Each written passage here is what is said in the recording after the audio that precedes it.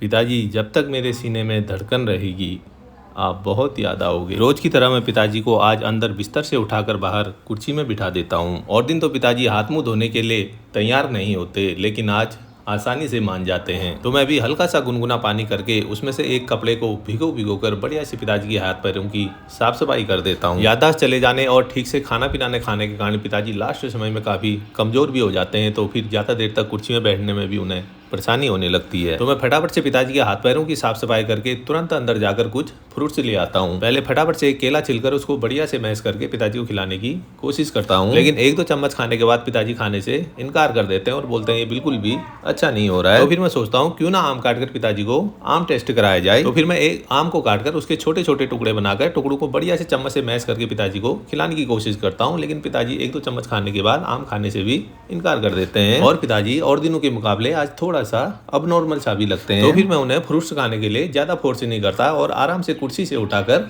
चारपाई में लिटा देता हूँ और पिताजी से पूछता हूँ, पिताजी थोड़ा सा पानी ले आऊं, पानी पियोगे? तो पिताजी हल्की सी गर्दन हिलाकर पानी पीने का इशारा करते हैं। तो मैं तुरंत रसोई में जाकर एक नारियल काटकर उसका पानी निकाल कर ले आता हूँ और पिताजी को बिस्तर से उठाकर एक छोटे गिलास में नारियल पानी डालकर पिताजी के हाथ में नारियल पानी का गिलास पकड़ा देता हूँ। तो पिताजी छोटे गिलास से लगभग आधा गिलास नारियल पानी आसानी से पी लेते हैं और आधा गिलास नारियल पानी पिलाने के बाद फिर से पिताजी को नारियल पानी पिलाने की कोशिश करता हूँ, तो फिर पिताजी नारियल पानी पीने से इनकार कर देते हैं और मैं पिताजी को किसी हाल में भी खोना नहीं चाहता हूँ। तो थोड़ी देर बाद फिर से रसोई में आकर मैं पिताजी के लिए जूस बनाने लग जाता हूँ। मेरी कोशिश रहती है कि पिताजी थोड़ा बहुत तो कुछ ना कुछ खा पी लें ताकि उनके अंदर थोड़ा बहुत एनर्जी आ जाए। इसीलिए थोड़ी देर बाद मैं फिर से पिताजी के लिए जूस तैयार कर लेता हूँ और पिताजी के मुंह में किसी भी चीज का एक छोटा सा भी कण नहीं लगना चाहिए, नहीं तो पिताजी उस चीज को खाते पीते ही नहीं है। इसीलिए मैं जूस को बढ़िया से छन्नी से छान कर ले जाता हूँ और थोड़ी देर बाद फिर से पिताजी को बिस्तर से उठाकर जूस पिलाने की कोशिश करता हूँ, लेकिन थोड़ा सा जूस पीने के बाद पिताजी जूस पीने से भी इनकार कर देते हैं। और फिर मैं इसी तरह पूरे दिन भर पिताजी को कुछ न कुछ खिलाने पिलाने की